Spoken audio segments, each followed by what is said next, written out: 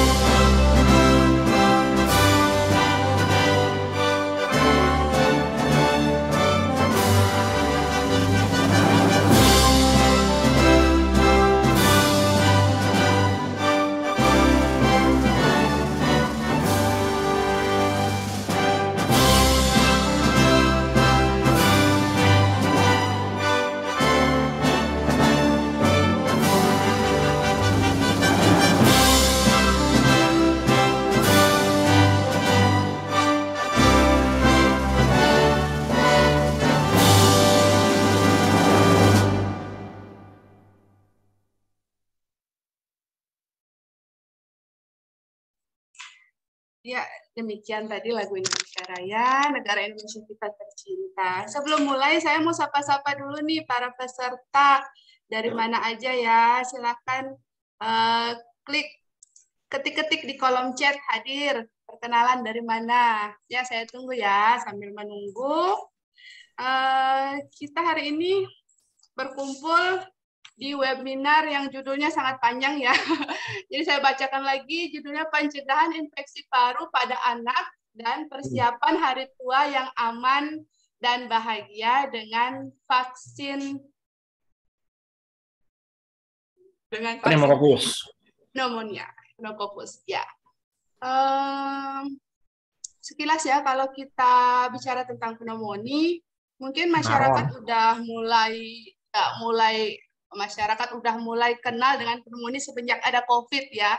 Tapi kita harus tahu dulu pneumonia itu sebenarnya penyebabnya apa sih? Apa memang cuma COVID yang nyebabin pneumonia? Kan enggak ya. Terus gimana sih caranya supaya kita bisa terhindar dari pneumonia itu? Nah, dengan bangga Rumah Sakit Balimet Buleleng bekerja sama dengan PT Pfizer mempersembahkan webinar dan mengundang narasumber kita yang cetar membahana. Yang pertama yaitu Dr. Lucky Yoga Satria, spesialis anak. Kita beri tepuk tangan dulu. Tepuk tangan.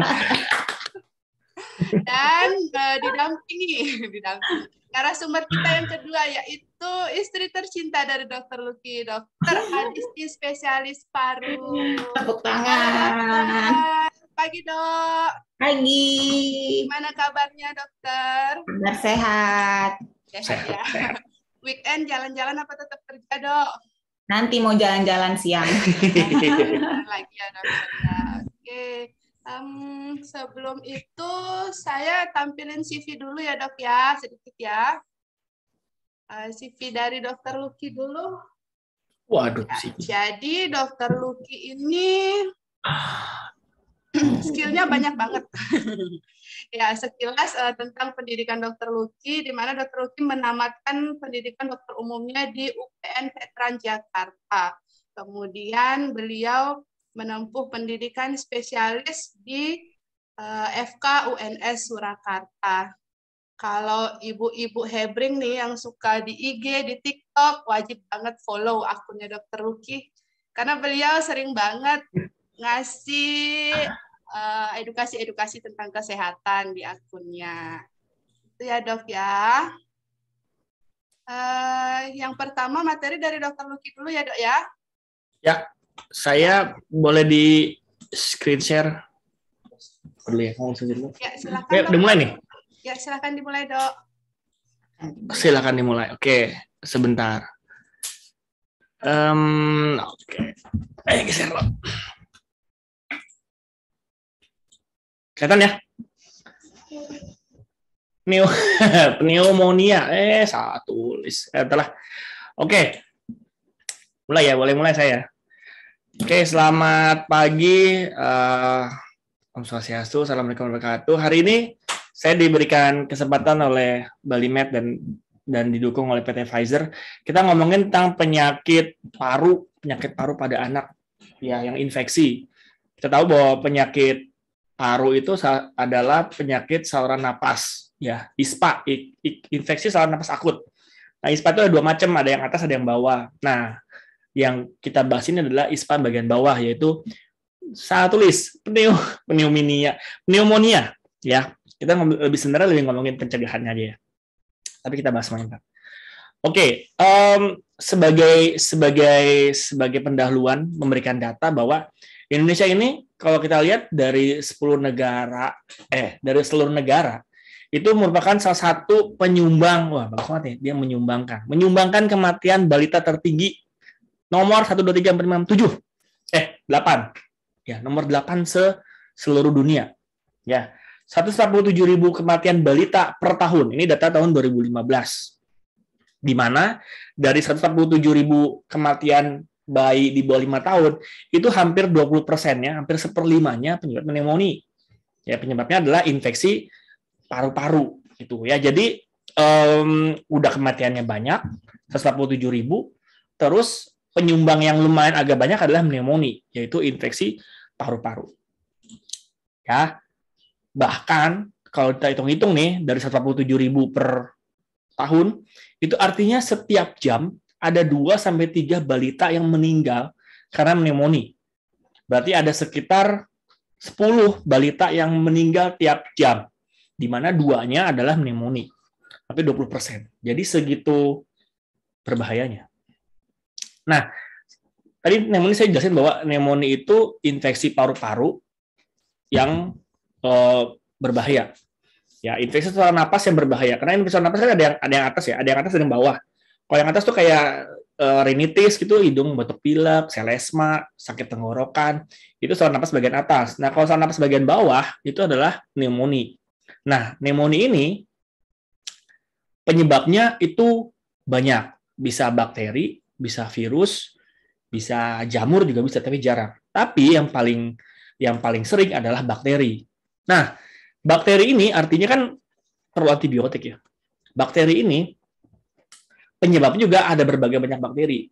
Nah, 50% dari seluruh pneumonia karena bakteri itu adalah Streptococcus pneumoniae namanya.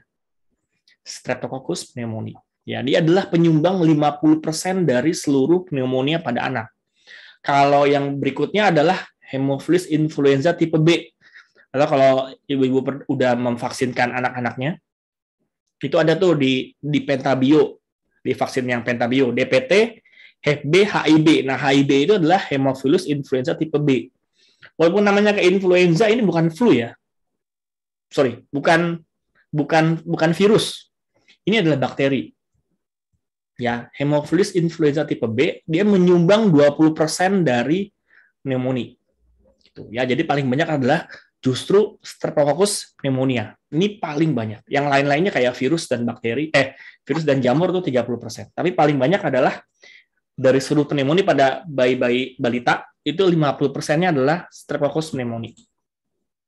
Apa sih Streptococcus pneumonia? Jadi kalau bakteri itu kan nggak kelihatan di mata ya, harus pakai mikroskop gitu. Ini kalau pakai mikroskop elektron, kayak mikroskop lah ya, lihat kecil gitu. Dia bentuknya sel seperti ini nih, dia ada bentuknya bulat, ada intinya, dia berkapsul, dan tipe-tipenya banyak, ada sekitar sampai 90. banyak banget tipenya. Nah, yang bakteri yang bisa menyebabkan infeksi pada tubuh kita ini sebutnya adalah penyakit pneumococcus ya. Streptococcus pneumoniae yang bisa membuat pneumonia namanya penyakit pneumococcus. Bakterinya nih. Nah, sebenarnya mereka gimana sih cara menginfeksi menyerang tubuh kita? Sebenarnya kita kan punya pertahanan tubuh ya. Kita punya imunitas, imunitas itu ada imunnya kita sendiri, ada pertahanan dalam bentuk tubuh kita, bentuknya seperti apa. Kayak misalnya hidung kita nih. Hidung itu kan punya ada bulunya ya. Ada bulu hidung. Nah, itu bulu hidung sebenarnya juga tugasnya memfilter juga gitu. Jadi ada fungsinya. Jadi jangan dicabut-cabutin bulu hidungnya. Jadi bulu hidungnya itu juga ada gunanya. Nah, di hidung kita itu selain kita ada bulu-bulunya, itu daerah yang cukup lembab. Ya, nah di situ bakteri-bakteri baik dan bakteri jahat itu bisa hidup di hidung kita. Kalau bakteri baik aja gitu, yang nempel di hidung kita, ya kita sehat-sehat aja, gitu ya. Jadi bakterinya kan hidup normal di mana-mana, termasuk di saluran cerna dan saluran hidung.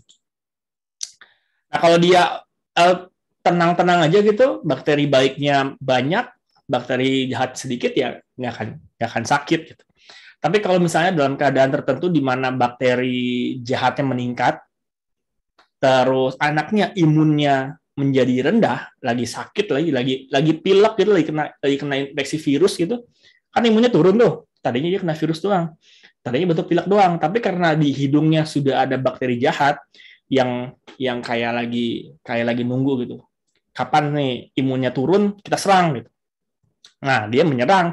Nah, saat itulah muncul gejala-gejala pneumonia gitu. Jadi bisa aja si bakteri itu diem-diem aja gitu di hidung, menunggu saat sampai sang tubuh lengah gitu. Nah, terus begitu tubuhnya lemah, maka bakteri ini bisa menyebar kemana-mana. Ke telinga itu bisa bikin infeksi telinga tengah. Ya, itu jadi sakit telinganya, anaknya rewel, suka narik-narik kuping, terus bahkan sampai bikin gendang telinganya pecah, ntar keluar cairan. Nah, itu harus dikasih antibiotik, bahkan kalau perlu bisa dioperasi untuk penutupan gendang telinganya. Terus kalau dia ke paru-paru, jadilah nih yang kita omongin sekarang pneumonia. Nah, yang lainnya lagi itu juga bisa kemana-mana, termasuk ke otak. Jadi si pneumonia itu, Streptococcus pneumoniae itu bukan cuma masalah paru-paru, tapi dia bisa bikin infeksi telinga, bisa bikin infeksi paru-paru jelas, sama infeksi di kepala, namanya meningitis. Ya, infeksi di selaput dari otak. Ini akibatnya apa? Anaknya jadi sakit kepala, bisa bikin kejang, penurunan kesadaran, bahkan bisa bikin gangguan perkembangan juga nanti ke depannya. Kalau berat, infeksi sudah kemana-mana, namanya bakterimia ya, dia sudah di seluruh darah, bisa ngebikin sepsis. Sepsis itu infeksi berat. Ini anaknya pasti dirawat di ICU kok kayak gini. Ya. Nah, yang berbahayanya lagi, walaupun anak atau kita gitu ya, kita nggak sakit, tapi di hidung kita ada koloni dari bakteri ini. Koloni itu banyak gitu ya, bakteri yang banyak di hidung, tapi dia diem-diem aja menunggu imunnya turun, lalu dia bersin, itu bisa menyebar ke individu lain, bersin atau batuk gitu. Ya, jadi bisa transmisi nih, walaupun misalnya saya nih amit-amit gitu, ada Streptococcus pneumoniae di hidung saya gitu, terus saya acim gitu batuk ke bayi sebelah saya, di mana bayinya itu satu imunnya kan belum terlalu bagus, terus juga mungkin nggak dapat vaksin yang mencegah pneumonia, jadi bisa aja terinfeksi gitu, walaupun yang menginfeksi saya gitu itu lagi nggak sakit, tapi ada bakteri di hidung saya. Bersin, batuk, bicara, ya ngomong aja itu bisa mentransmisikan penyakit. Oleh karena itu kan pas kita kemarin COVID kan makanya udah banyak bicara pakai masker, bersin batuk yang benar. Itu salah satunya adalah mencegah transmisi dari droplet. Terus kalau infeksi pneumonia itu, infeksi paru-paru itu gejalanya apa sih? Sebenarnya kalau kita ngelihat itu kayak batuk pilek biasa gitu ya. Batuk pilek biasa itu nama Inggrisnya common cold. Nama ilmiahnya selesma gitu ya. Nah, itu beda si batuk pilek biasa, selesma, common cold itu permasalahannya adalah infeksi saluran napas bagian atas. Jadi yang kena hidung, mulut, tenggorokan, sinus gitu, telinga juga bisa. Itu infeksi saluran napas bagian atas. Itu tidak akan membuat sesak. Kenapa? Karena itu hanya saluran aja. Kan hidung, mulut, tenggorokan kan hanya saluran ya. Jadi udara kan cuma numpang lewat doang. Nggak akan bikin sesak, tapi akan mengganggu anaknya. Jadi hidungnya mampet lah, tenggorokannya sakit lah, batuk-batuk lah itu. Tapi kalau dia infeksinya, nih demam batuk pilek. Kalau dia infeksi di paru-paru kan gunanya untuk menukarkan oksigen ya. Kalau dia terinfeksi, berarti kan fungsinya terganggu. Apa akibatnya? Maka akan terjadi sulit nafas. Napasnya cepat, sakit dada, retraksi. Nah, ini adalah perbedaannya antara infeksi saluran napas bagian atas, ISPA, batuk pilek, common cold, dengan pneumonia. Kalau pneumonia itu ada napas cepatnya, ada sulit nafasnya, ada nyeri dadanya. Inilah yang berbahaya karena bisa mengakibatkan anaknya menjadi kematian. Ya itu makanya kan 70% kematian karena pneumonia adalah karena anaknya sesak. Tuh. Jadi kalau kita ngebedain batuk pilek paling 3 hari, 5 hari selesai. Ya maksimal 10 hari lah. Tapi anaknya lari-lari aja gitu, batuk pilek ya tetap lari-lari kemana-mana gitu, tetap aktif, makan masih oke. Kalau pneumonia, anaknya demam, batuk pilek, dan dia sesak. Napasnya cepat, sulit bernapas, dan ada retraksi. Ini ada nggak ya gambarnya? Ini kalau yang ngomongin infeksi telinga ya. Kaku leher, ini kalau dibilang meningitis, sakit kepala, fotofobia, ini meningitis gejalanya. Sampai bikin penurunan kesadaran gitu. Susah diajak ngobrol. Nah, selain tadi ya, ke paru-paru, ke telinga, ke otak, itu juga ada komplikasinya. Anak-anak yang jelas terinfeksi meningitis, infeksi kepala gitu ya, otaknya terinfeksi karena pneumokokus itu, otak itu adalah organ sel yang tidak bisa memperbaiki diri. Jadi kalau selnya rusak, itu fungsinya rusak, lalu tidak bisa diganti selnya. Maka akan besar kemungkinan anak-anak yang meningitis itu pasti ada gangguan perkembangan. Entah dia perkembangan jadi terlambat, ada kelumpuhan, bisa bikin retardasi mental, bisa bikin kejang berulang, gangguan belajar, gangguan pendengaran, masalah perilaku, dan tentu kalau otak yang sudah terkena ya bisa mengakibatkan kematian. Gitu. Ya itu komplikasinya nggak apa. Nah si pneumonia ini, infeksi paru-paru ini, itu sebenarnya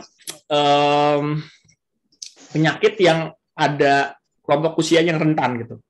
Tidak semuanya pneumonia itu sangat berbahaya, tapi ada kelompok rentan yang seharusnya kita lindungi. Sama kayak dulu waktu COVID.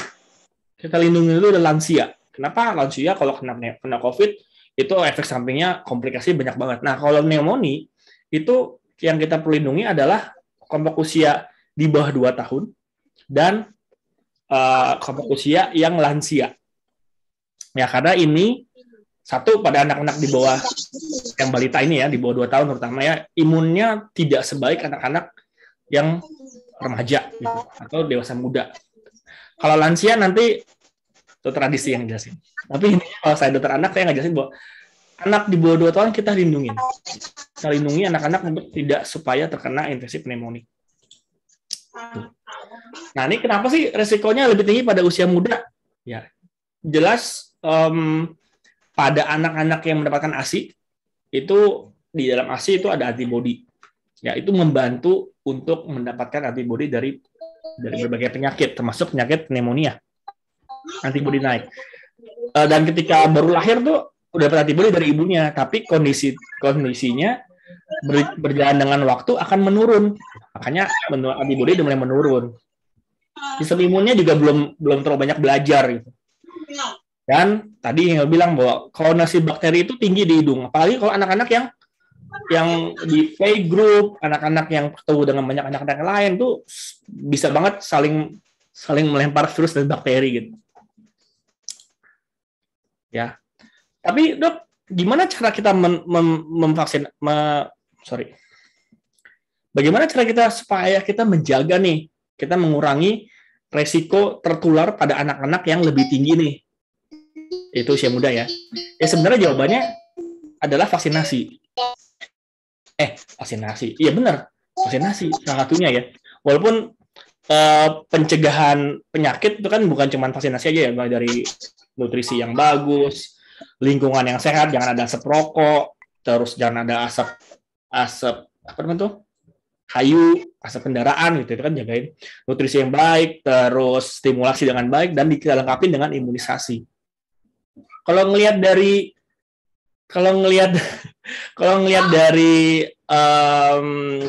tabel, Mami, sebentar sayang. berapa Iya. sih? Bentar ya. Kan mau Ini ikut. kalau kita lagi webinar di hari Minggu. Kalau kita ngomongin vaksinasi, jelas kalau vaksinasi pneumonia yaitu PCV itu memang saat ini belum di cover oleh pemerintah, belum disubsidi. Jadi memang harganya agak lumayan. Ya kalau kita disubsidi kan berarti Mau sama Mami. iya sebenarnya sayang. Ya. Ini duduk sini. Terus ini kita ngobrol. Ngomongin tentang vaksin. Pasien selanjutnya. Belum, bukan masa selanjutnya. Sini, Mami. Dadah. Ya, nanti bawain. Aduh, hari Minggu biasa. Sabtu hari ini ya. Nah, jadi emang balik lagi. Jadi vaksin pneumonia memang belum disubsidi dan memang harganya ya terbilang lumayan lah. Tapi kalau kita pikir-pikir ya, kita ngomongin tentang vaksin yang non subsidi tersebut ya, kita bisa ngomongin prioritas. Dengan harga sekian gitu ya, itu sebenarnya kalau kita weekend gitu 1 bulan juga kayaknya habis tuh segitu. Terus juga sepatu yang bagus gitu, sepatu bermerek, tas bermerek buat ibu-ibu ya, tas apa coach gitu, atau gadget. Kita ngeliat ya, sebenarnya prioritasnya mau di mana? Kalau kita ngelihat efeknya ya, kalau tas bermerek oke lah. Setahun nyampe nggak sih? Setahun paling ganti. Tapi tahu nggak, kalau kita kasih vaksin pneumonia pada anak-anak, itu perlindungannya itu minimal sampai 5 tahun. Ya, 5 tahun itu direkomendasikan untuk vaksin pneumonia. Makan sama temen, paling senangnya seminggu 2 minggu. Tapi untuk anak, kalau sakit aja, sakit pneumonia, tadi kan kita udah ngomongin bahwa sakitnya itu menyumbang 20% dari seluruh kematian. Dan 50% penyebabnya adalah pneumonia. Pneumokokus gitu. Jadi kita lihat dari harganya itu bukan hanya dari harga yang angkanya aja, tapi efeknya. Apa yang dirasa kalau anak kita sakit pneumonia, masuk rumah sakit gitu. Bukan hanya uang yang keluar, jelaslah uang keluar pasti untuk rumah sakit dan uang tubuh dan lain. Tapi waktu, emosi, dan gimana sih rasanya kalau anak lagi sakit di rumah sakit gitu. Nah, itu untuk pencegahan jelas kita harus vaksinasi. Jadi perannya apa ya? Kita harus melindungi anak kita. Yang pertama tadi untuk meningkatkan imun bukan cuma namanya imunisasi, tapi juga menyediakan lingkungan yang sehat. Jadi jangan ada asap rokok. Bapaknya, tantenya, paling laki-laki, bapaknya, kakeknya itu yang tinggal serumah itu tidak boleh ada asap rokok dalam rumah. Kalau bapaknya, kalau bisa jangan ngerokok. Tapi kalau dia nggak bisa berhenti ngerokoknya di luar. Tapi begitu masuk ke dalam rumah semuanya diganti. Sampoan, gosok gigi, cuci tangan, ganti baju, mandilah pokoknya semuanya. Lalu kita sempurnakan dengan imunisasi. Kalau sakit ya ada batuk dengan tanda bahaya kayak sesak, retraksi ya bawa ke dokter. Ya, bagaimana sih kita tahu ini pneumonia itu bukan, kita deteksi dini ya. Yang jelas yang membedakan antara infeksi saluran napas atas sama batuk pilek sama pneumonia adalah anak ada sesak. Berarti kita harus ada objektif, anak sesak tahu nggak? Secara objektif ya, bukan secara subjektif ya. Jadi dihitung frekuensi nafasnya. Ya, dihitung selama 1 menit, dilihat sesuai dengan usianya. Kalau usianya antara 1 sampai 5 tahun, itu lebih dari 40 kali, itu sesak. Kalau antara 2 sampai 12 bulan, di bawah setahun gitu ya, lebih dari 50 kali per menit, itu sesak. Anak-anak yang baru lahir, lebih dari 60 kali, itu sesak. Dan adanya tarikan dinding dada, jadi kayak ada retraksi gitu. Ini nggak ada videonya ya. Jadi kalau napas itu kayak dadanya ketarik, itu namanya retraksi. Kalau udah kayak gini, langsung bawa ke rumah sakit. Jelas yang namanya pencegahan lebih baik dari pengobatan, ya. Salah satunya adalah imunisasi. Nggak mau dah, imunisasi itu bahaya gitu. Saya nggak mau, kan terserah saya orang tuanya, itu hak saya untuk menentukan anak saya mau dikasih apa. Balik Bu, Anak itu berhak mendapatkan yang terbaik. Salah satunya adalah imunisasi. Hak untuk anak mendapatkan hidup, sehat, dan makan. Ya, sehatnya dengan cara apa? Satu, dengan imunisasi. Ya, imunisasi ini kayak sebenarnya itu adalah penemuan terbaik dari manusia ya untuk pencegahannya. Dengan imunisasi kita mengurangi banget resiko anak kita terinfeksi, mengurangi resiko berbagai penyakit yang dapat membuat anak kita sakit. Nah, kalau dari WHO jelas sudah merekomendasikan vaksin pada bayi dan balita. Dari IDAI sudah memberikan rekomendasi untuk vaksin PCV. Ya, PCV itu melindungi untuk penyakit pneumokokus, jadi mencegah pneumonia, mencegah telinga, infeksinya mencegah infeksi otak, sepsis gitu-gitu ya. Jadwalnya nggak ada. Jadwalnya itu adalah usia 2 bulan, 4 bulan, 6 bulan, dan setahun. Itu adalah jadwal optimal, jadwal primernya 2 bulan, 4 bulan, 6 bulan, dan setahun. Tapi jangan takut kalau misalnya baru nyadar nih, dok, anak saya udah setahun nih. Masih bisa nggak? Masih bisa.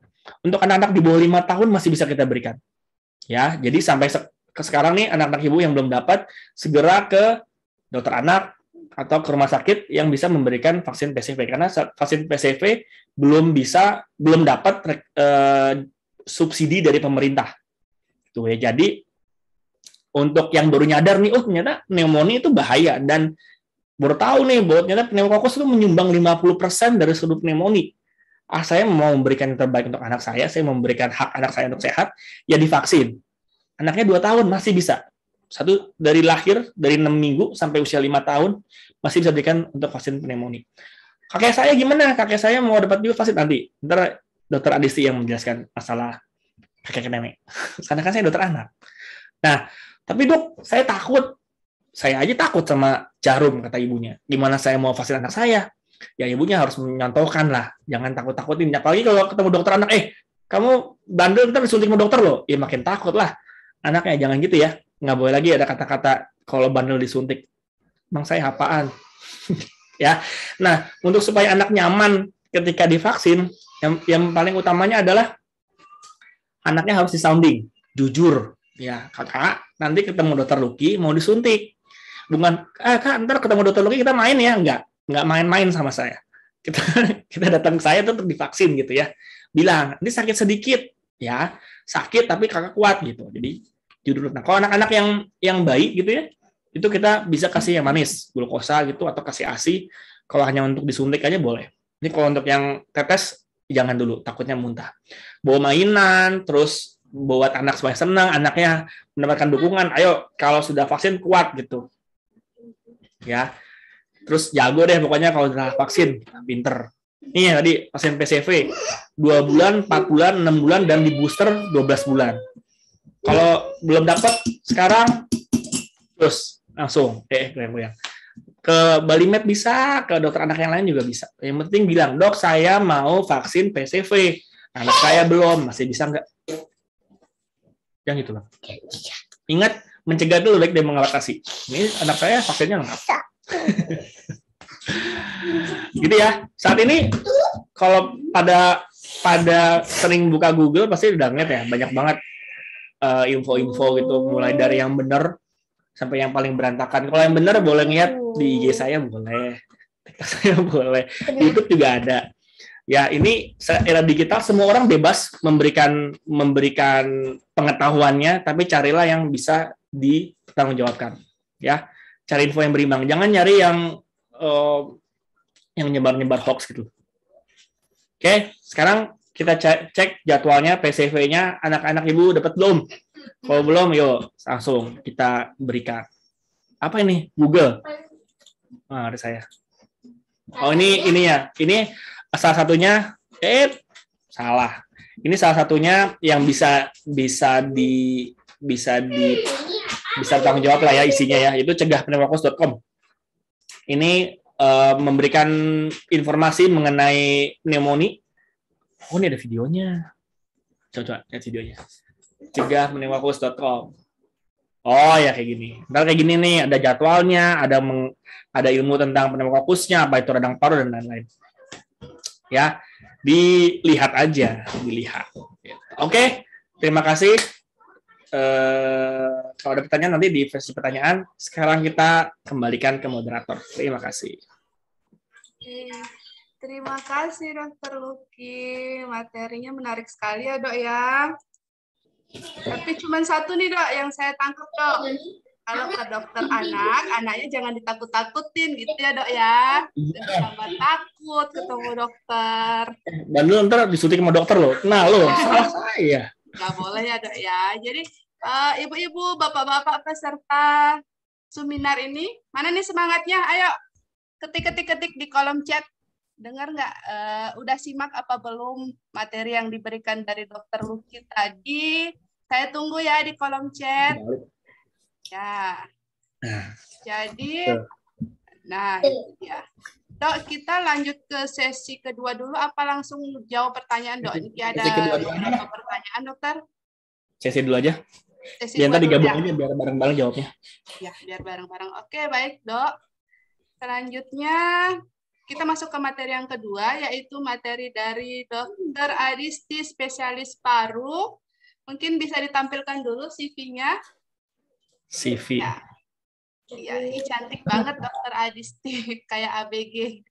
Dr. Adisti lahir pada tanggal 10 Mei 1986. Terus beliau menamatkan dokter umumnya di mana nih? Bareng sama saya lah.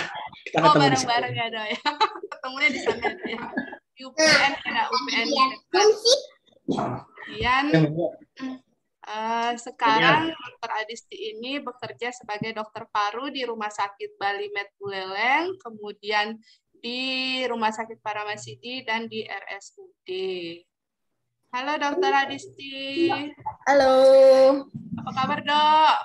Kabar baik. Ambil pakai laptop, pen. Sana dek. Kita langsung mulai ya dokter ya. Ya. Ya, jadi para peserta kalau ingin bertanya silahkan ketik di kolom chat atau ingin berinteraksi langsung sama dokternya silahkan raise hand ya nanti ya. Iya tuh, itu buat apa? Ya, udah sini Bang. Nah, ya selamat pagi para peserta webinar hari ini. Jadi topik saya untuk hari ini adalah apakah orang dewasa usia lebih dari 50 tahun memerlukan perlindungan terhadap penyakit pneumokokus atau penyakit pneumonia. Kok? Mana nih? Nggak mau dia. Nah, jadi pertama saya akan ngebahas dulu apa itu penyakit pneumonia. Jadi beberapa pembahasan ya. Kemudian, mungkinkah saya terkena sakit pneumonia? Apa akibatnya jika saya terkena penyakit pneumonia dan apakah ada cara untuk mencegah saya terkena penyakit pneumonia? Rekaman yang lucu. Nah, jadi seperti tadi sudah dijelaskan sebelumnya oleh Dr. Lucky ya, penyakit pneumonia ini atau disebut juga sebagai penyakit pneumokokus disebabkan oleh bakteri yang namanya Streptococcus pneumonia. Ya, ini sama ya, tadi gambarnya bentuknya bulat seperti ini. Nah, jadi Streptococcus pneumonia ini adalah salah satu penyebab utama dari infeksi paru pneumonia, juga dapat menyebabkan infeksi darah atau kita sebut juga dengan bakteremia, dan juga infeksi selaput pembungkus otak atau kita bilang meningitis. Nah, bakteri Streptococcus pneumonia ini merupakan bakteri tipe tertentu yang juga bisa tidak mempan dengan pemberian antibiotik. Jadi dia bakterinya kuat juga ya, jadi bisa tidak mempan diberikan antibiotik. Dan lokasi tempat tinggal dari bakteri Streptococcus pneumonia ini memang di daerah saluran pernapasan, di daerah hidung, daerah tenggorokan. Sehingga ketika bakteri tersebut turun masuk ke dalam saluran pernafasan bawah, menyebabkan infeksi paru atau kita bilang dengan pneumonia. Nah, apa aja sih penyakit pneumokokus itu? Jadi penyakit pneumokokus itu bisa kita bedakan menjadi dua jenis. Jadi yang invasif dan yang non-invasif. Ya, kalau invasif itu artinya kita bilang yang berat ya, bahasa awamnya. Yang berat itu adalah bila terjadi meningitis, infeksi otak, dan juga terjadi bakteremia atau infeksinya itu infeksinya masuk dalam saluran pembuluh darah. Jadi infeksinya sudah ke dalam darahnya. Yang non-invasif adalah sinusitis atau infeksi dari saluran sinus pada rongga sinus, bisa pada otitis media atau pada saluran telinga, dan juga pneumonia. Tetapi pneumonia ini seringnya dia perjalanannya sering menjadi berat.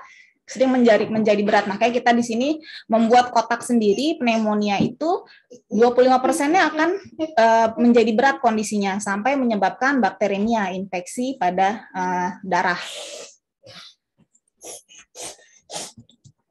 Nah, kemudian bagaimana sih tanda dan gejala dari pneumonia itu tersebut ya? Jadi pada orang dengan kondisi infeksi paru pneumonia, keluhannya antara lain adalah batuk. Kemudian batuknya itu seringnya disertai dengan dahak. Kemudian dahaknya pun juga normalnya dahak itu bening saja atau warnanya putih. Nah, tapi pada infeksi pneumonia dia terjadi perubahan warna. Warnanya menjadi kekuningan, bisa sampai hijau, dan bahkan disertai dengan bercak darah. Nah, selain itu juga ada keluhan demam, kemudian berkeringat dan menggigil. Dan tentunya pada infeksi paru, keluhannya salah satunya utama adalah sesak nafas. Nafasnya menjadi cepat dan pendek, dan kadang ada keluhan nyeri dada. Jadi nyeri dadanya ini tajam, kemudian terasa saat bernafas, terasa lebih sakit dadanya. Kemudian gejala yang lain adalah tidak nafsu makan, tidak bertenaga, lelah, dan kadang keluhannya dia menjadi bingung. Nah, kemudian mungkin nggak saya terkena penyakit pneumokokus? Nah, tadi kan juga sudah sempat dibahas ya.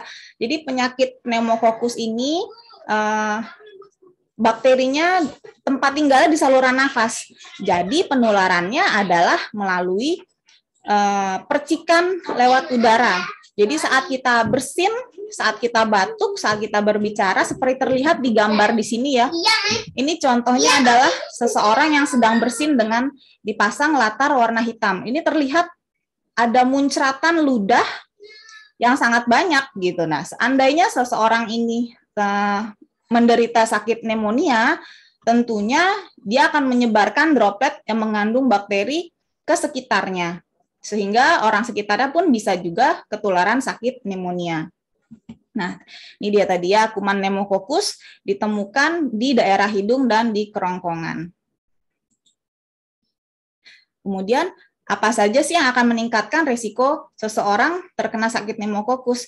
Jadi di sini kita akan membagi dari usia kurang dari 2 tahun, yang tadi sudah dibahas untuk anak-anak, dan usia di atas 65 tahun, jadi lansia ya, dewasa. Jadi risikonya antara lain ada penyakit jantung kronik, penyakit paru kronik. Penyakit paru kronik itu kalau misalnya yang gampangnya kita bilang adalah sakit asma, sakit PPOK. Jadi PPOK itu sakit kita bilangnya paru orang perokok ya, paru orang perokok, atau dia ada sakit TBC ya. Jadi sudah terjadi kerusakan pada paru. Sakit diabetes, ada ini asplenia fungsional, jadi splennya atau limpanya sudah diambil mungkin karena ada penyebab-penyebab yang lain. Ada penyakit hati kronik, misalnya dia ada sirosis hepatis, ya sirosis hepatis jadi livernya dia sudah mengkerut, rusak karena mungkin sebelumnya terkena hepatitis. Kemudian faktor resiko yang tinggi lainnya adalah ada infeksi HIV, ada gagal ginjal, ada kanker, pasien yang mendapatkan transplantasi organ, sehingga dia mendapatkan obat-obat untuk menekan imunitas sehingga organnya bisa diterima oleh badan. Itu adalah kelompok orang-orang yang berisiko terkena pneumonia. Selain faktor individu juga ada faktor lingkungan. Nah, faktor lingkungan itu misalnya ini sebagai contoh adalah untuk orang-orang yang tinggal di panti jompo misalnya. Jadi lingkungan yang padat penduduk maksudnya lingkungan yang padat. Jadi ketika seseorang mengalami infeksi paru karena lingkungan yang padat akan mudah menularkan yang lain. Nah, selain itu juga ada faktor kebiasaan, antara lain adalah merokok, penyalahgunaan alkohol, dan opioid. Jadi pada orang-orang perokok, kenapa dibilang sangat mudah beresiko, maksudnya ya, lebih beresiko terkena sakit pneumonia. Jadi asap rokok itu, jadi pada saluran nafas ya, pertama kalau kita belajar tentang struktur saluran nafas, pada saluran nafas dari mulai hidung sampai ke saluran nafas bawah, itu terdapat rambut-rambut halus yang bergerak normal untuk mengangkat kotoran dari dalam keluar akan dibatukan. Ketika seseorang itu merokok, akan menyebabkan rambut-rambut halus itu menjadi lumpuh. Sehingga bila ada kuman, ada bakteri yang masuk, tubuh itu tidak bisa mengeluarkannya. Jadi kan rambut-rambut halus itu sebagai proteksi alamiah dari badan. Ketika dia menjadi rusak, dia tidak bisa bekerja sesuai fungsinya, sehingga kuman, bakteri, virus, jamur, segala macam bisa masuk, sehingga bisa terjadi infeksi paru, pneumonia. Nah, terus saat ini kan kita memfokuskan pembahasannya pada orang usia lanjut. Kenapa orang usia lanjut atau lansia lebih beresiko? Pertama, pada orang lanjut usia itu sistem imunnya sudah mulai turun. Sedangkan pada anak-anak, kenapa juga harus diberikan vaksinasi? Karena imunitasnya belum sempurna, dia masih dalam proses menuju sempurna, sehingga harus diproteksi. Sedangkan pada orang tua, sistem imunnya sudah mulai turun, itu dia, jadi berlawanannya di sana. Kemudian pada orang tua biasanya juga sudah disertai dengan penyakit-penyakit komorbidnya ya, jadi misalnya kebanyakan orang tua sudah ada penyakit hipertensi, penyakit jantung, sakit kencing manis, ada penyakit paru perokok, seperti itu. Ataupun juga misalnya dia dulu pernah riwayat pengobatan TB paru berulang, sehingga fungsi parunya sudah berantakan, sudah jelek, kondisi parunya sudah tidak optimal. Sehingga orang-orang usia lanjut menjadi kelompok yang lebih beresiko. Nah, kemudian apa akibatnya bila saya sampai terkena sakit pneumokokus? Nah, jadi seperti tadi dibahas sebelumnya, kalau sakit pneumonia itu mayoritas dia berjalan menuju kondisi yang berat. Sehingga seseorang yang mengalami pneumonia dapat mengalami kondisi gagal nafas. Jadi kondisi gagal nafas itu adalah kondisi sesak nafas berat sehingga tidak bisa terjadi proses pertukaran pernafasan yang optimal. Jadi seperti kita ketahui kalau kita dulu belajar kan kita bernafas, menghirup oksigen, mengeluarkan karbon dioksida.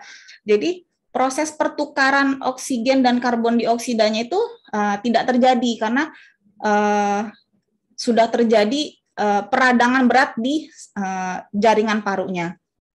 Kemudian bisa terjadi sepsis atau bakteremia yang kita bilang tadi, bakterinya itu sudah masuk dalam peredaran darah, jadi infeksi berat.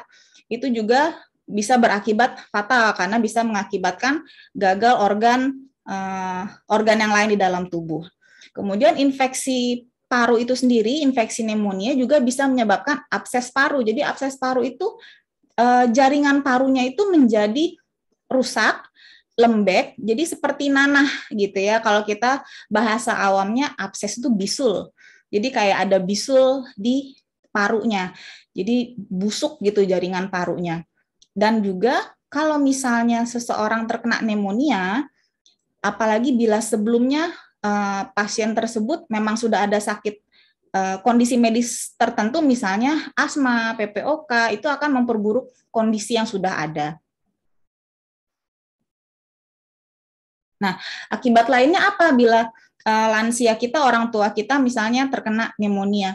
Pertama, karena dia sesak kayak gitu ya, dia tidak bisa beraktivitas lagi, tidak bisa beraktivitas ringan atau tidak bisa bekerja seperti biasanya, yang tadinya masih bisa bermain dengan anaknya, cucunya menjadi terganggu. Kemudian yang harus kita ini juga pikirkan juga adalah biaya berobatnya ya. Jadi tentunya pasien lansia itu seperti tadi dibilang, kalau imunitasnya sudah turun pun recovery-nya juga harus kita pikirkan, dia recovery-nya lebih lambat.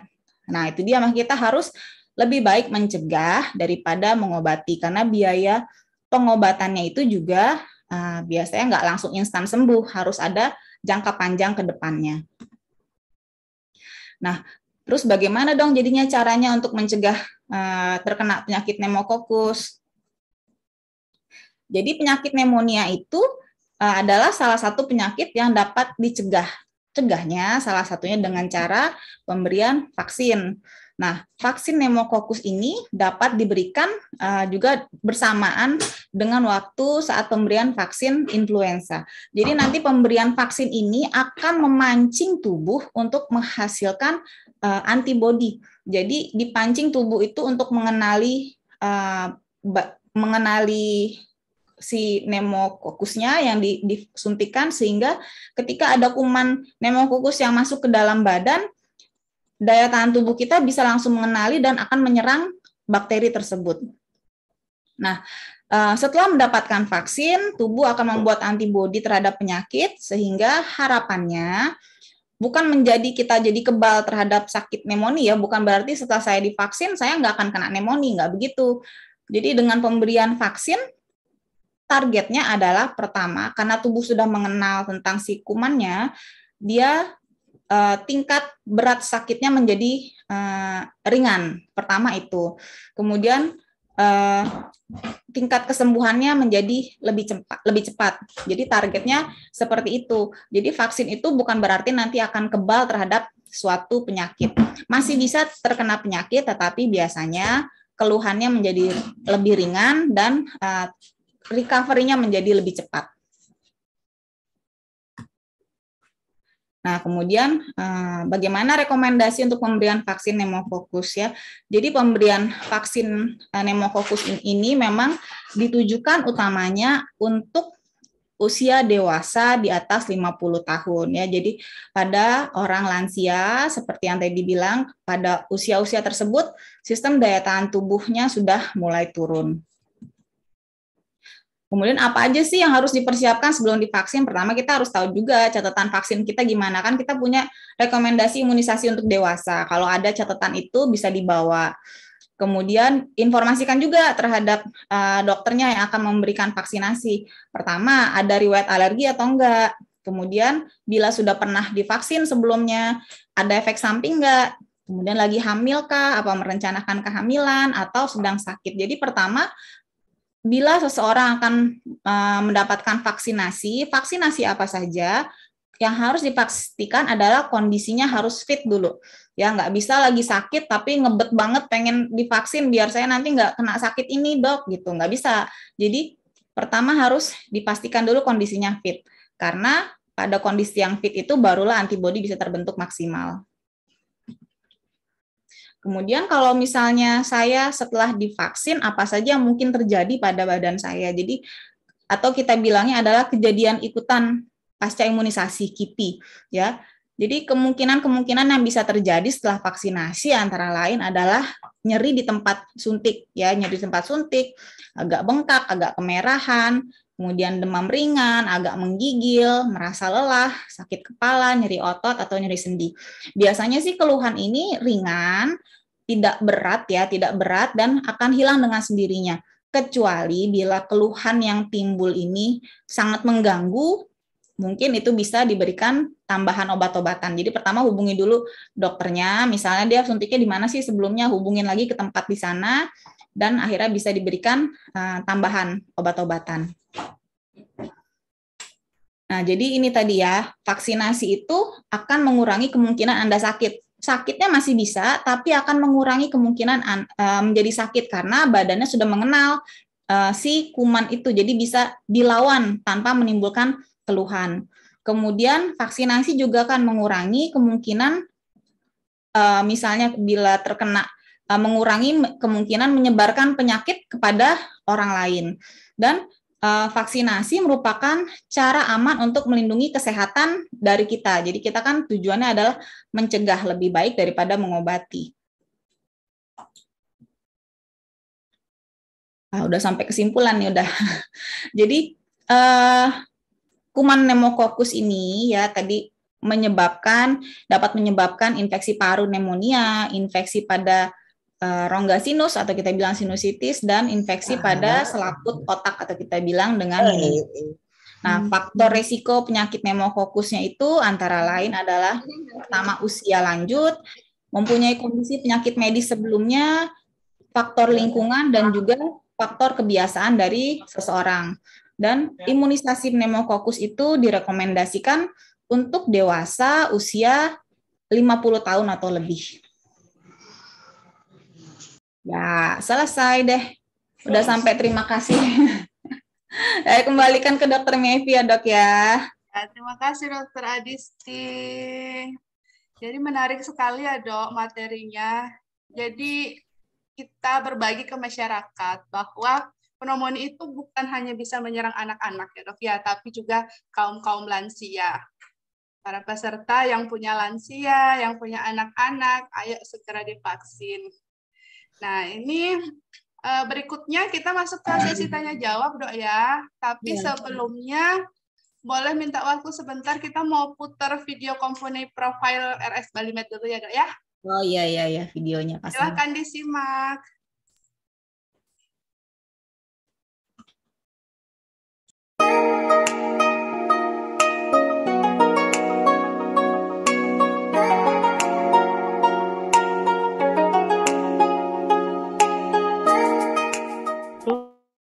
Buleleng merupakan salah satu jenis rumah sakit umum swasta yang berlokasi di Jalan Gunung Lempuyang nomor 9X, Banjar Tegal, Singaraja, Bali.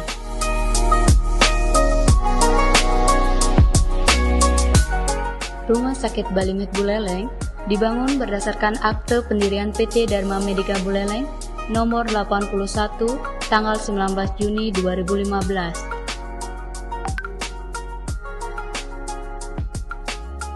Rumah Sakit Balimed Buleleng sudah dilengkapi dengan Digital Safety Hospital yang keseluruhan berorientasi terhadap kepuasan pelanggan.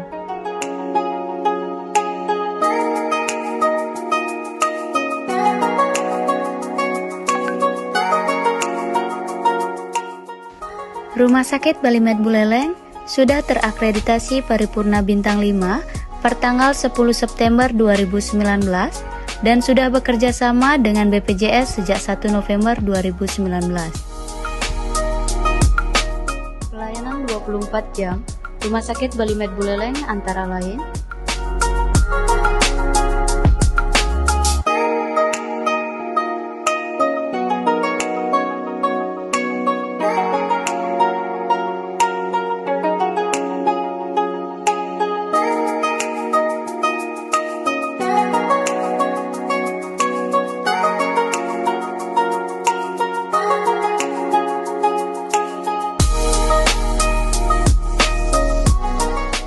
Poliklinik Rumah Sakit Balimed Buleleng buka pagi dan sore hari dengan 17 poli dan 38 dokter spesialis.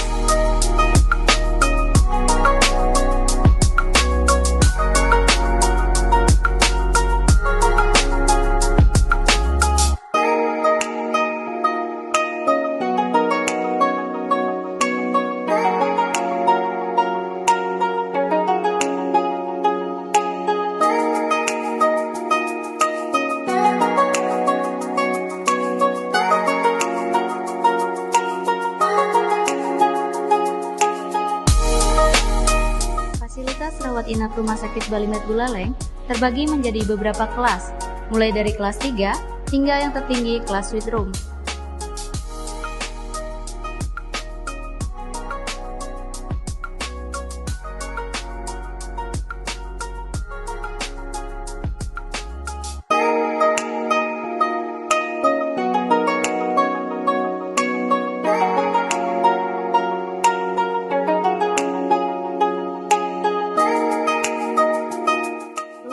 Rumah Sakit Balimed Buleleng.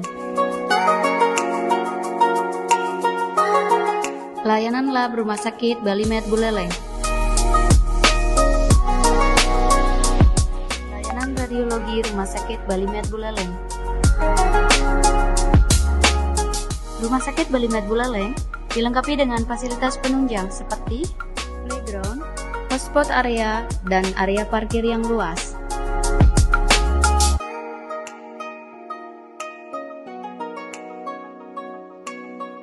Berjumpa di Rumah Sakit Balimed Buleleng.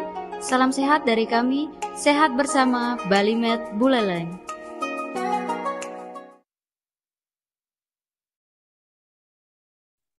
Ya, sehat bersama Balimed Buleleng.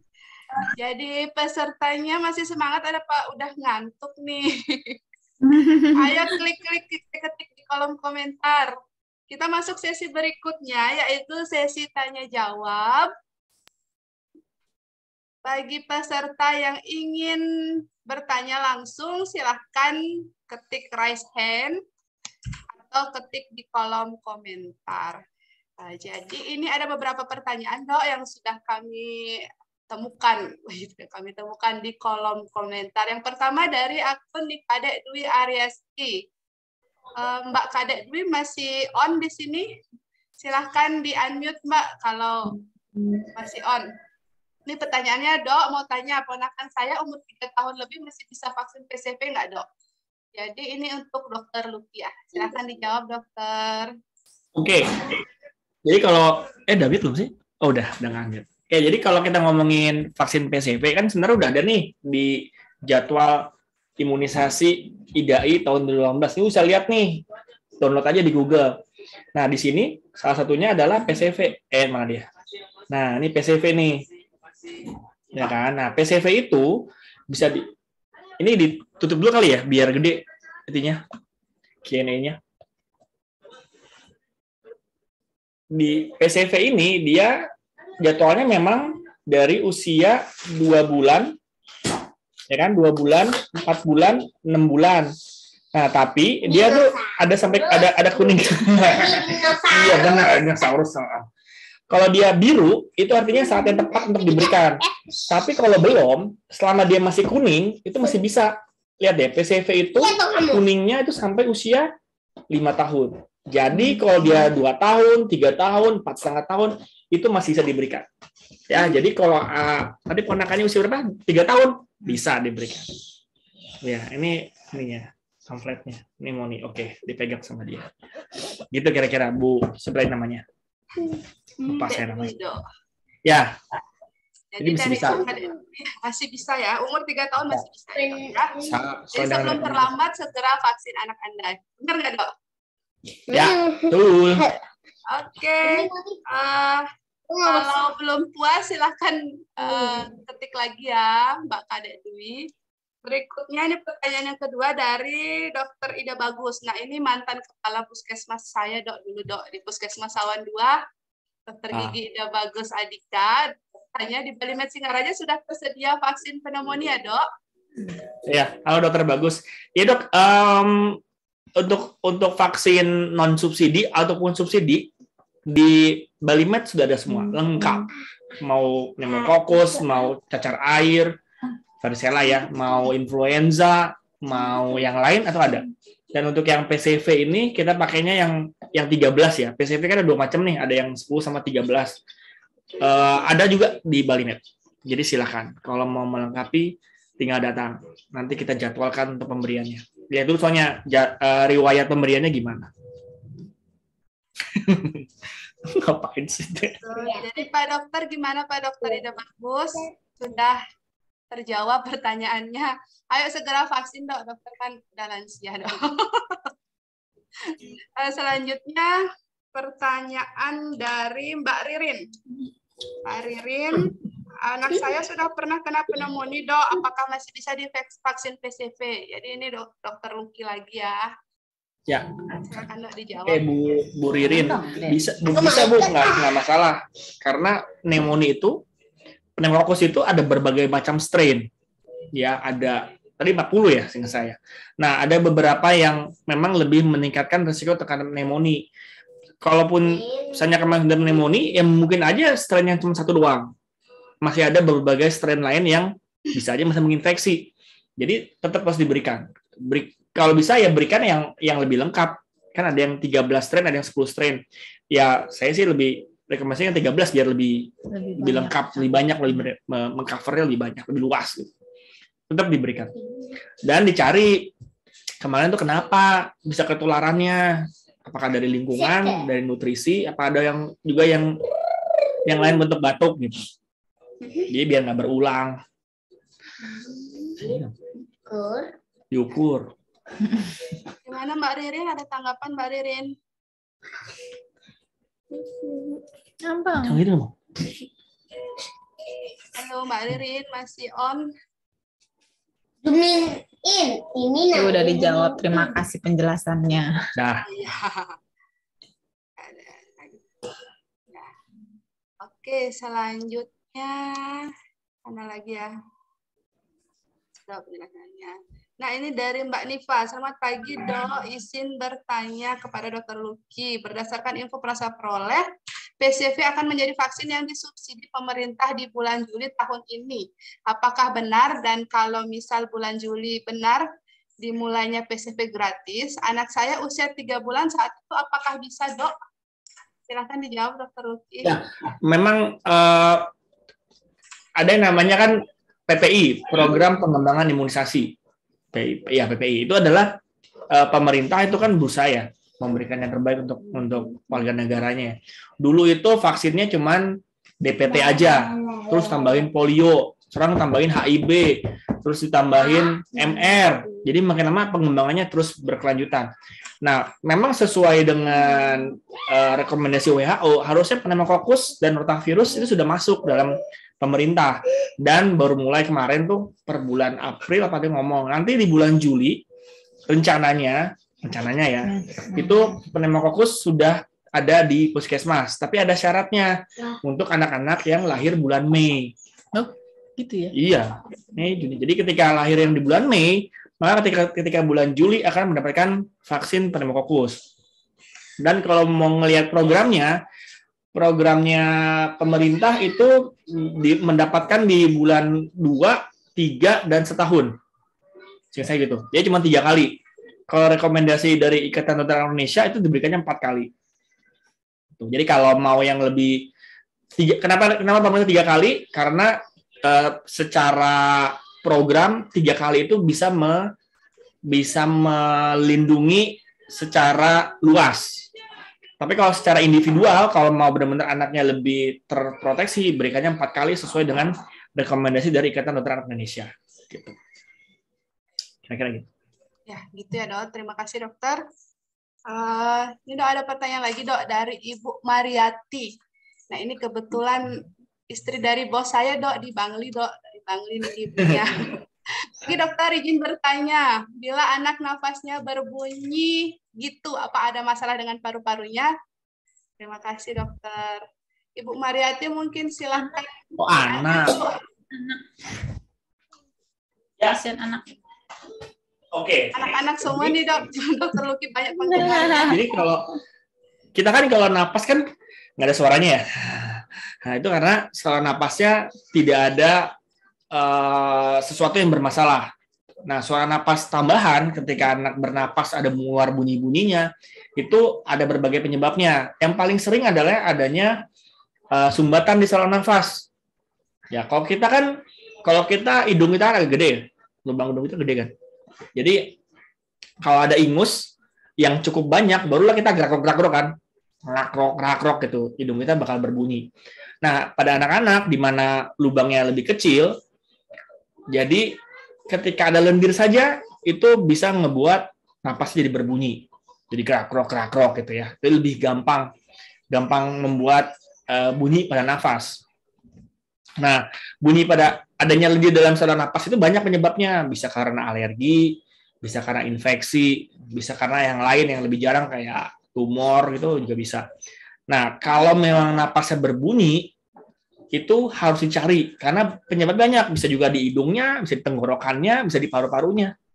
Nah, untuk tahu ya harus ada pemeriksaan fisik yang jelas dan wawancara yang panjang.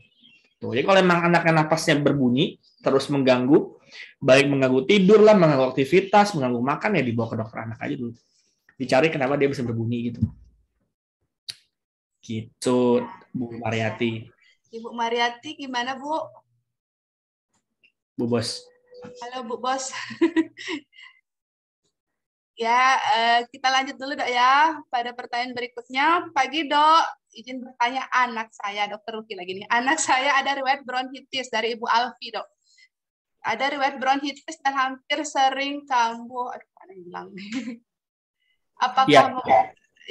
Apakah sering bronkitis? Apakah beresiko pneumonia? Bronkitis itu ini anak ya? Anak. Bronkitis itu terdiri itu 2 kata, bronkus sama itis. Bronkus itu adalah saluran napas bagian bawah. Dia saluran napasnya nih. Jadi tenggorokan kita kan trakea, terus dia kebelah menjadi bronkus. Nah, itu saluran napas itu yang terjadi peradangan. Nah, bronkitis ini kalau benar bronkitis ya, bukan self diagnosis ya. Itu biasanya karena adanya polutan yang terhisap yang lama, kayak asap rokok, terus asap kendaraan, asap kayu gitu ya. Itu membuat peradangan pada bronkusnya. Nah, kalau sering kambuh berarti pencetusnya ada. Nah, itu yang harus dihilangkan. Tuh. Apakah resiko terkena pneumonia? Anak-anak yang sakit, anak-anak yang mempunyai keluhan, itu imunnya akan lebih rendah. Jadi kalau dia bronkitis sakit, terus amit-amit ada yang batuk, gitu, keluar sedikit, ada bakteri Streptococcus pneumonianya, ya anaknya jadi lebih resiko terkena pneumonia. Tuh. Jadi ya harus dibuat anaknya sehat, buat mengurangi resiko terkena pneumonia. Itu Bu Alfi. Oke, Ibu Alfi, jika belum puas silahkan raise hand, Bu, biar bisa ngomong langsung ke dokternya. Selanjutnya ada pertanyaan dari Dokter Pase yang di Busung Biyun ya kalau nggak salah. Antibiotik yang masih responsif untuk pneumokokus apa, Dok? Sekalian. Oke. Terima kasih ya. Ini pneumonia apa nih? Anak apa dewasa? Anak dewasa kali. Dua-duanya nih, Dok, Dokter Adisti dan Dokter Luki. Anak dulu ya. Kalau anak itu WHO anak-anak di atas 6 bulan. 6 bulan apa 2 bulan ya? 6 bulan. Itu drug of choice-nya ada pneumonia yang tidak rawat inap, itu kita kasih amoxicillin oral. Bingung, kaget kan? Amoxicillin itu adalah drug of choice dari WHO. Ada anak-anak yang pneumonia tanpa indikasi untuk rawat inap. Tapi dosisnya agak tinggi, Dok. 40 mg per kilo per 12 jam. Beda dengan amoxicillin dosis biasa ya, katakan 10 mg. Ini 40 mg per kilo per 12 jam. Ya, jadi kalau benar-benar ini pneumonia, maka kita kasih amoxicillin. Sebagian notes juga ngasih tahu bahwa amoxicillin itu bukan kayak antibiotik kacangan. Justru kesalahan kita sendiri yang ngebuat amoxicillin itu jadi kayak antibiotik kacangan. Kenapa? Karena apapun penyebabnya, batuk, pilek, demam 1 hari dikasih antibiotik. Jadi kesannya antibiotiknya jadi antibiotik kacangan. Padahal amoxicillin itu masih drug of choice dari pneumonia. Kalau dia dirawat inap, kita bisa kasih ampicillin dan gentamicin atau ceftriaxone. Tapi drug of choice-nya dari WHO adalah amoxicillin. Kalau untuk yang dewasa, silakan dokter paru kita. Ya sebenarnya untuk terapi pneumonia sendiri kita tentunya berdasarkan peta pola kuman pertama. Jadi berdasarkan biasanya pada pasien-pasien pneumonia yang datang dari luaran itu, kalau bila kita melakukan pemeriksaan dahaknya, gramnya positif ya. Tapi karena sekarang sering menggunakan antibiotik suka-suka sendiri, sehingga pola kumannya sudah berubah. Jadi kita pertama pemberian antibiotik berdasarkan pola kumannya yang paling sering didapatkan. Nah, kemudian antibiotik yang masih responsif gimana? Memang pada beberapa pasien datang kita sudah memberikan obat-obat yang standar untuk pneumonia, tidak memberikan respon, kita kan akan melakukan pemeriksaan darah. Ya, pertama kita akan menilai bagaimana klinis pasien, apakah membaik, apakah memburuk. Selain dari klinis, kita akan melakukan pemeriksaan penunjangnya dari labnya dan ronsen. Bila dari hasil pemeriksaannya menunjukkan perburukan, tentunya kita harus evaluasi lagi. Jadi standarnya adalah untuk mengetahui respon antibiotik, sejak awal pasien datang, kita akan melakukan biakan dari dahak. Jadi dahaknya itu sendiri tujuannya bukan dahaknya yang dikembangkan, tapi kita mencari kumannya, kita tanam ke media tanam kuman, dan kita akan melakukan tes resistensi terhadap antibiotiknya. Nah, dari situ adalah gold standard ya, kalau kita bilang ya, gold standarnya untuk pemberian terapi antibiotik. Jadi saat awal kita hanya memberikan berdasarkan pola kuman yang paling sering didapatkan dan berdasarkan sensitivitas dari rumah sakit, biasa kita punya peta kumannya seperti itu. Tapi bila tidak memberikan respon juga harusnya sejak awal kita sudah langsung melakukan biakan dari kuman sehingga kita bisa memberikan terapi antibiotik yang lebih tepat. Jadi kita bisa tahu juga mana yang dia sudah kebal.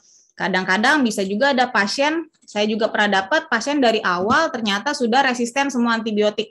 Sehingga pemberian antibiotiknya mesti yang advance ya, kalau kita bilang sudah harus yang antibiotiknya yang dosisnya yang tinggi, yang udah kelas berat lah kita bilang seperti itu. Begitu Dok, kira-kira Dok. Ya, terima kasih ya Dokter Adisti, Dokter Luki. Jadi ribet banget ya Dok ya kalau udah kena pneumonia itu udah gejalanya bikin tersiksa, terus ngobatinnya dokternya juga ngobatinnya banyak pertimbangan ya Dok ya. Kan berarti penting banget imunisasi ini Dok ya. Jadi kita bisa terhindar setidaknya kalau kena gejalanya pun ringan gitu ya Dok ya. Jadi kepada ibu-ibu, bapak-bapak yang hadir di sini, ayo kita sayangi anak-anak kita, para lansia kita, supaya terhindar dari pneumonia, segera vaksin PCV. Benar kan Dok ya? Ya. Sekarang ada nih pertanyaan lagi Dok dari Dokter Surya. Ini bos Balimed nih. Selamat pagi dokter, izin untuk lansia pasca terinfeksi pneumonia COVID-19 atau bakterial. Kapan sebaiknya diberikan penjelasan edukasi untuk pemberian vaksin pneumokokus ini dok? Dan perlukah dilakukan booster? Terima kasih. Dr. Adisti silahkan dok. Jadi pasca terinfeksi COVID. Nah, pasca infeksi COVID aja kan kita juga targetnya adalah segera memberikan vaksin COVID-nya ya. Nah, vaksin COVID itu bisa diberikan setelah kondisi badannya sudah fit, juga sudah dipastikan dia sudah negatif COVID ya, sudah negatif COVID, kondisinya fit, jadi bisa diberikan vaksin COVID. Kemudian kapan bisa diberikan vaksin pneumonia? Jadi sebenarnya untuk pastinya masih banyak simpang siur ya, masih ada yang beranggapan jaraknya ada yang 1 bulan, ada yang 3 bulan kayak gitu ya. Tapi untuk dari beberapa sumber yang saya baca, 1 bulan pasca pemberian vaksin COVID sudah bisa diberikan vaksinasi pneumokokus. Jadi memang bila orang tua tersebut belum pernah divaksin COVID ataupun belum pernah divaksin pneumonia, mana sih yang harus pertama kita berikan? Nah, kita harus utamakan pertama vaksin COVID-nya dulu. Pertama kita utamakan COVID-nya dulu. Memang saat ini adalah kondisinya kita pandemi, kita mau mencegah dari infeksi COVID-nya. Nah, kalau misalnya sudah divaksin COVID, kemudian baru kita lakukan vaksin pneumokokus. Nah, vaksin pneumokokus itu cukup sekali seumur hidup sih. Cukup sekali seumur hidup. Nah, dia PCV 13 strain yang bisa dilindungin, tidak ada pemberian booster kecuali kalau yang COVID ya kan ada boosternya. Begitu. Oh, gitu ya dok ya. Dokter, tanya dong dok, vaksin PCV untuk anak sama dewasa sama nggak dok? Sama. Sama dok ya pakai. Sama. Oke dokter. Jika ada yang bertanya silahkan raise hand atau ketik di kolom komentar. Sambil nunggu pertanyaan nih dok, kita nonton video lagi ya dok ya. Boleh. Video dari Pfizer. Silahkan. Kenalkan, ini Moni alias pneumonia. Bakteri jahat di paru-paru yang bisa menyerang siapa saja, di mana saja, kapan saja.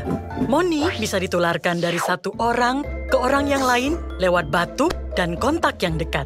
Sekali dia masuk ke tubuhmu, dia akan tinggal di sana dan bersembunyi, biasanya jauh di dalam rongga hidungmu. Untuk mereka yang sistem imunitasnya belum kuat, terutama pada bayi di bawah usia 2 tahun, juga pada anak-anak usia di bawah 5 tahun, Moni adalah ancaman yang jahat.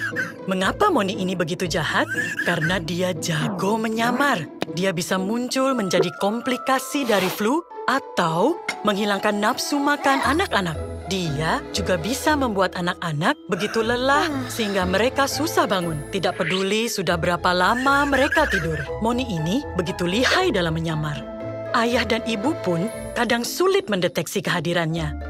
Moni benar-benar bisa menimbulkan masalah. Kadang sampai menyebabkan anak-anak harus dirawat di rumah sakit. Atau lebih parahnya, menyebabkan kematian. Tapi ada beberapa cara untuk mendeteksi dan menghentikan Moni. Demam atau menggigil bisa menjadi tanda Moni sedang mengintai. Moni membuat anak-anak bernapas lebih cepat dari biasanya. Jadi, kalau anak Anda bernapas semakin cepat, itu pasti ulah Moni. Salah satu cara untuk menghentikan Moni adalah melakukan vaksinasi PCV. Tidak ada yang paling dibenci Moni selain vaksinasi. Vaksin membangun sistem imunitas tubuh sehingga tubuh bisa menghasilkan antibodi yang tepat untuk melawan Moni. Tapi, mengingat Moni ini bakteri yang keras kepala, maka para dokter menjadwalkan vaksinasi secara berkala. Ini akan membuat Moni siap-siap pergi. Anda pasti tidak ingin Moni berada di sekitar Anda, bukan? Tiap tahun, bakteri jahat ini membunuh lebih dari 800.000 anak di seluruh dunia. Semuanya di bawah 5 tahun. Lebih tinggi dari penyakit lainnya.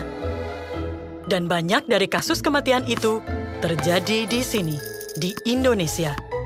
Jadi, waspadai gejala dan tanda-tandanya agar kita dapat mengamankan anak-anak kita dari bahaya pneumonia.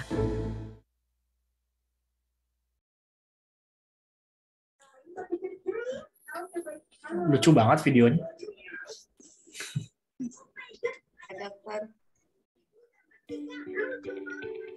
Oh, ini ada sumber-sumbernya ya, jadi bisa dipercaya. Ada lagi. Mengapa vaksinasi pneumonia perlu dilakukan pada orang dewasa? Pneumonia pneumococcus merupakan penyakit paru-paru yang disebabkan oleh bakteri.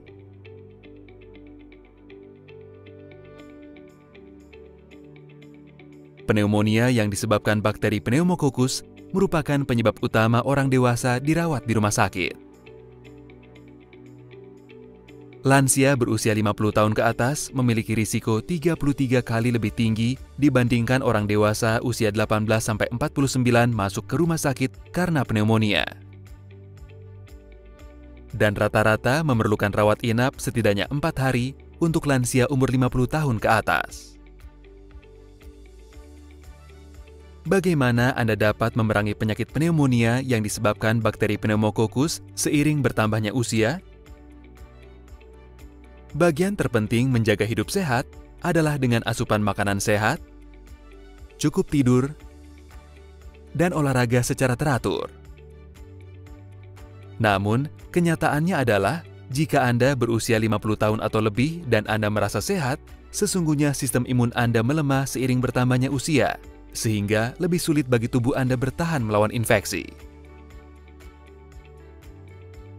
Penyakit-penyakit lain seperti diabetes, penyakit jantung, asma, atau penyakit paru kronis dapat meningkatkan kemungkinan terkena penyakit yang lebih serius seperti pneumonia yang disebabkan bakteri pneumococcus. Risiko akan bertambah jika Anda menderita lebih dari satu penyakit kronis, dan sebagian lansia memiliki 2 atau lebih penyakit kronis. Dibandingkan dengan lansia sehat berusia 50-64 tahun, satu kondisi kronis berisiko sampai 3,1 kali terkena pneumonia yang disebabkan bakteri pneumococcus.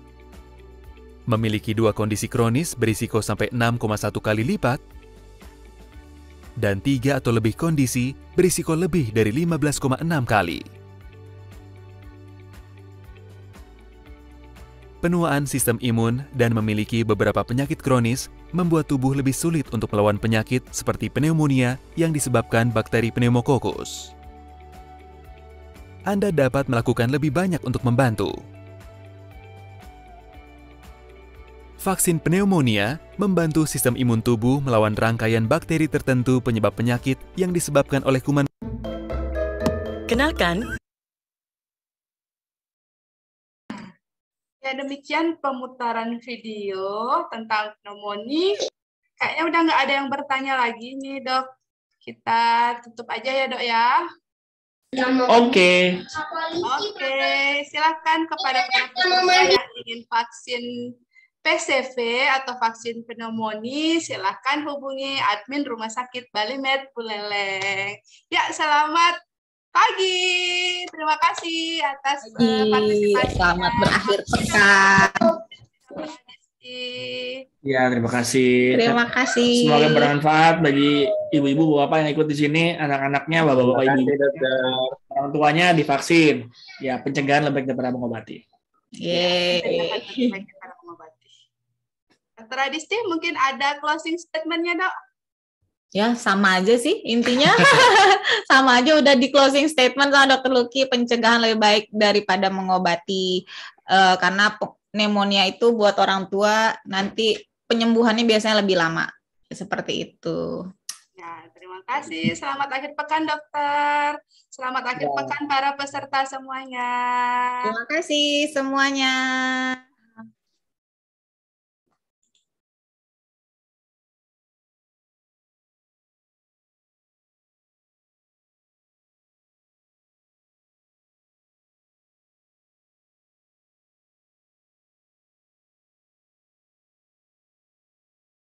Ini Moni, alias pneumonia. Bakteri jahat di paru-paru yang bisa menyerang siapa saja, di mana saja, kapan saja. Moni bisa ditularkan dari satu orang ke orang yang lain lewat batuk dan kontak yang dekat. Sekali dia masuk ke tubuhmu, dia akan tinggal di sana dan bersembunyi, biasanya jauh di dalam rongga hidungmu. Untuk mereka yang sistem imunitasnya belum kuat, terutama pada bayi di bawah usia 2 tahun, juga pada anak-anak usia di bawah 5 tahun, Moni adalah ancaman yang jahat. Mengapa Moni ini begitu jahat? Karena dia jago menyamar. Dia bisa muncul menjadi komplikasi dari flu atau menghilangkan nafsu makan anak-anak. Dia juga bisa membuat anak-anak begitu lelah sehingga mereka susah bangun. Tidak peduli sudah berapa lama mereka tidur. Moni ini begitu lihai dalam menyamar. Ayah dan ibu pun kadang sulit mendeteksi kehadirannya. Moni benar-benar bisa menimbulkan masalah. Kadang sampai menyebabkan anak-anak harus dirawat di rumah sakit. Atau lebih parahnya, menyebabkan kematian. Tapi, ada beberapa cara untuk mendeteksi dan menghentikan Moni. Demam atau menggigil bisa menjadi tanda Moni sedang mengintai. Moni membuat anak-anak bernapas lebih cepat dari biasanya. Jadi, kalau anak Anda bernapas semakin cepat, itu pasti ulah Moni. Salah satu cara untuk menghentikan Moni adalah melakukan vaksinasi PCV. Tidak ada yang paling dibenci Moni selain vaksinasi. Vaksin membangun sistem imunitas tubuh sehingga tubuh bisa menghasilkan antibodi yang tepat untuk melawan Moni. Tapi, mengingat Moni ini bakteri yang keras kepala, maka para dokter menjadwalkan vaksinasi secara berkala. Ini akan membuat Moni siap-siap pergi. Anda pasti tidak ingin Moni berada di sekitar Anda, bukan? Tiap tahun, bakteri jahat ini membunuh lebih dari 800.000 anak di seluruh dunia. Semuanya di bawah 5 tahun. Lebih tinggi dari penyakit lainnya. Dan banyak dari kasus kematian itu terjadi di sini, di Indonesia.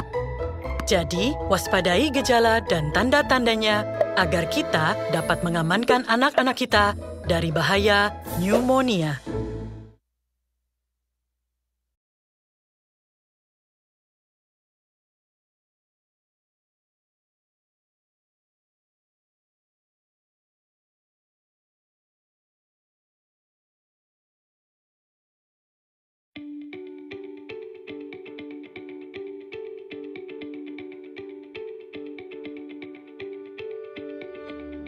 Mengapa vaksinasi pneumonia perlu dilakukan pada orang dewasa? Pneumonia pneumococcus merupakan penyakit paru-paru yang disebabkan oleh bakteri.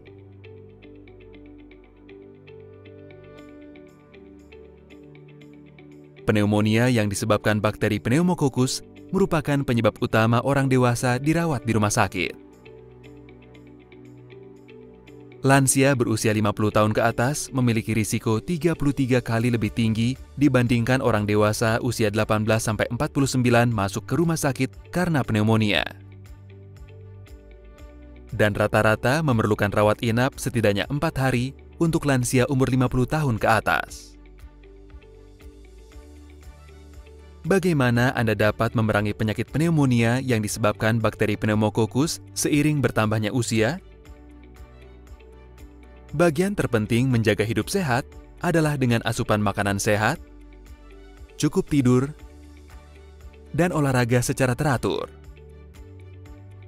Namun, kenyataannya adalah Jika Anda berusia 50 tahun atau lebih dan Anda merasa sehat, sesungguhnya sistem imun Anda melemah seiring bertambahnya usia, sehingga lebih sulit bagi tubuh Anda bertahan melawan infeksi.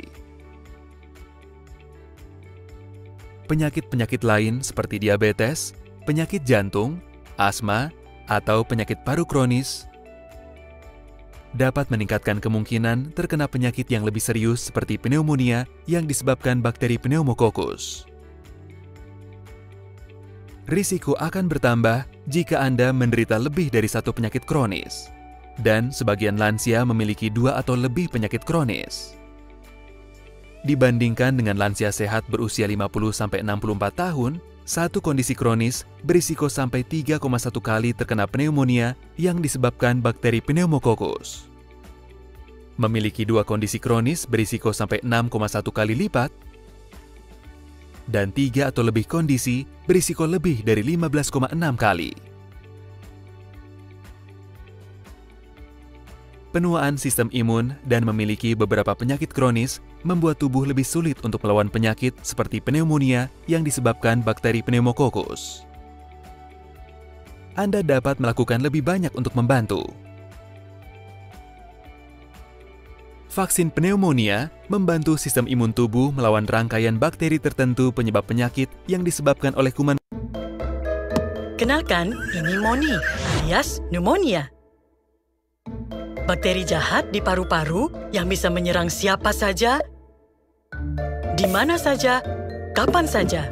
Moni bisa ditularkan dari satu orang ke orang yang lain lewat batuk dan kontak yang dekat. Sekali dia masuk ke tubuhmu, dia akan tinggal di sana dan bersembunyi, biasanya jauh di dalam rongga hidungmu. Untuk mereka yang sistem imunitasnya belum kuat, terutama pada bayi di bawah usia 2 tahun, juga pada anak-anak usia di bawah 5 tahun, Moni adalah ancaman yang jahat. Mengapa Moni ini begitu jahat? Karena dia jago menyamar. Dia bisa muncul menjadi komplikasi dari flu atau menghilangkan nafsu makan anak-anak. Dia juga bisa membuat anak-anak begitu lelah sehingga mereka susah bangun. Tidak peduli sudah berapa lama mereka tidur. Moni ini begitu lihai dalam menyamar. Ayah dan ibu pun kadang sulit mendeteksi kehadirannya. Moni benar-benar bisa menimbulkan masalah. Kadang sampai menyebabkan anak-anak harus dirawat di rumah sakit. Atau lebih parahnya, menyebabkan kematian. Tapi, ada beberapa cara untuk mendeteksi dan menghentikan Moni. Demam atau menggigil bisa menjadi tanda Moni sedang mengintai. Moni membuat anak-anak bernapas lebih cepat dari biasanya. Jadi, kalau anak Anda bernapas semakin cepat, itu pasti ulah Moni. Salah satu cara untuk menghentikan Moni adalah melakukan vaksinasi PCV. Tidak ada yang paling dibenci Moni selain vaksinasi. Vaksin membangun sistem imunitas tubuh sehingga tubuh bisa menghasilkan antibodi yang tepat untuk melawan Moni. Tapi, mengingat Moni ini bakteri yang keras kepala, maka para dokter menjadwalkan vaksinasi secara berkala. Ini akan membuat Moni siap-siap pergi. Anda pasti tidak ingin Moni berada di sekitar Anda, bukan? Tiap tahun, bakteri jahat ini membunuh lebih dari 800.000 anak di seluruh dunia. Semuanya di bawah 5 tahun. Lebih tinggi dari penyakit lainnya. Dan banyak dari kasus kematian itu terjadi di sini, di Indonesia. Jadi, waspadai gejala dan tanda-tandanya agar kita dapat mengamankan anak-anak kita dari bahaya pneumonia.